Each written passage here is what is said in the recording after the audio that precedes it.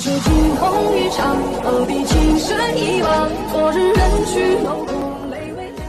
Tình yêu bắt đầu từ sự đỏ mặt, sau đó là đỏ mắt. Em bỏ lại phía sau tình yêu này.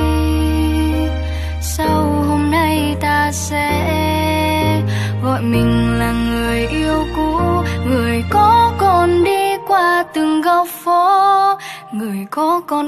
Giờ đây mình anh cô đơn trong căn phòng trống vắng, lặng nghe hàn mưa rơi vội rơi ở nơi bên kia. Thần vì yêu vì thương anh lại mang bầu trời yên ắng, để cho tình yêu xua tan đi buốt giá đêm đen. Ngàn đêm như ánh dương ở giữa ngân hà, tình ta có phai dù lời chia bão giông, anh vẫn mong rằng tình ta có hay. Em ơi anh làm gì sai, sao em nỡ buông câu dừng lại? Em ơi anh làm gì sai, sao em yêu thêm người thứ hai? Anh thương em thật lòng đấy, sao em không thương anh thật lòng? Tình cảm đó em coi là số không.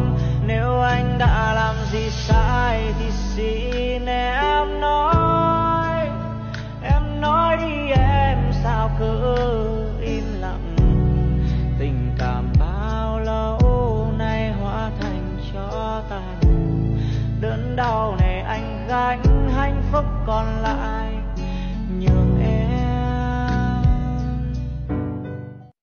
Mình bên nhau giống như